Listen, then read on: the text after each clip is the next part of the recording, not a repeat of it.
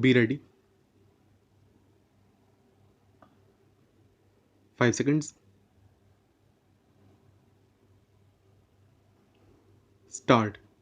On the industrial front, emphasis will be laid on the rapid increase in industrial production through better utilization of existing capacity, improved labor relations, and better management, particularly of public sector undertakings.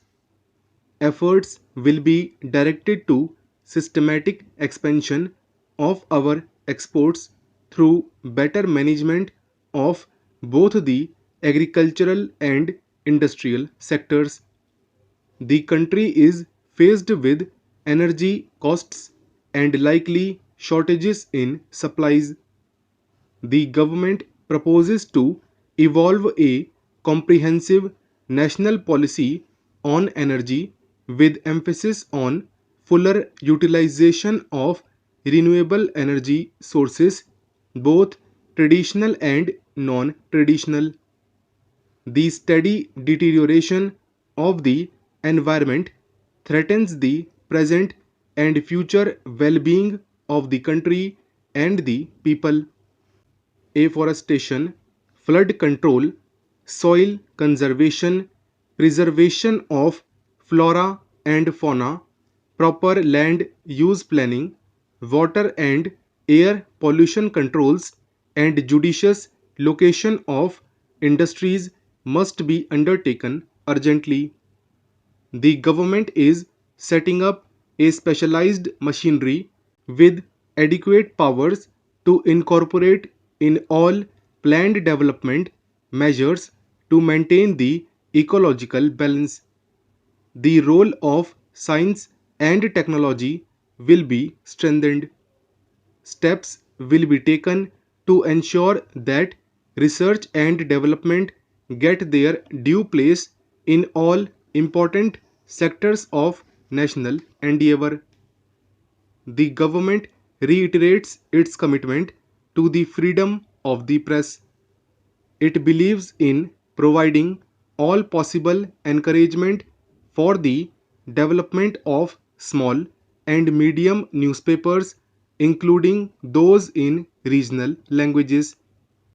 An independent judiciary is a necessary concomitant of the democratic process. The government is anxious that our legal system should provide speedy justice and that opportunities for securing justice are not denied to any citizen by reason of economic or other disabilities. Measures for this purpose and other allied matters are proposed to be initiated. The government is committed fully to secularism and will take steps to ensure that the minorities, while preserving their distinct cultural identities, enjoy a sense of full and equal participation in all spheres of national life. Legislation for assuring the minority character of the Aligarh Muslim University will be introduced in the next session. In a polity like ours, healthy relations between the center and the states are essential for effective functioning. It will be the endeavor of the central government to maintain and foster such relations. In international affairs, the government will follow the path of non alignment.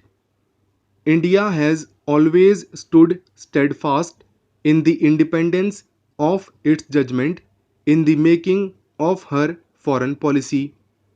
The intervention of outside forces and the induction of armaments in the region as well as in our neighborhood have created a dangerous situation not only for ourselves but for the entire area. Recent developments in Afghanistan highlight the re emergence of the Cold War. This is a matter of grave concern. The countries of the region should be allowed to devote their energies to the promotion of regional stability and cooperation with one another. The resources of the region are enormous and should be utilized for the welfare of the people there. To subject these countries to big power rivalries is totally unacceptable to us. The government intends to initiate consultations and action to foster cooperation for the well being of the entire region. With our neighbors, the government intends to follow a policy of cooperation and friendship. With Pakistan, our relations are in the process of normalization and the government proposes to continue on the course set in motion by the Shimla Agreement of 1972. We hope that the government's policy will be reciprocated in ample measure. Sino-Indian moves towards normalized relations, a potentially stabilizing factor, were inevitably affected by the Sino-Vietnam conflict. India remains willing to discuss all issues with China, including the boundary question, in search of a peaceful solution based on equality. We hope to progress also as regards bilateral exchanges. Our friendship with Vietnam remains a constant factor in our policy. We stand for a Kampuchea able to seek its own destiny free of outside pressure. We intend to continue to improve our relations with ASEAN, for whose members we have goodwill and understanding.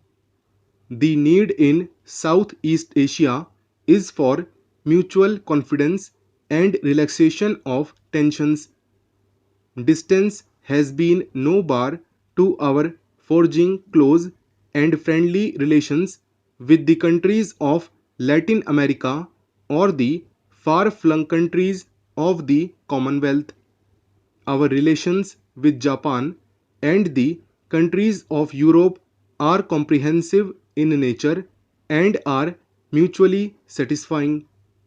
With our brethren in Africa, we have stood shoulder to shoulder in the struggle against colonialism and racialism.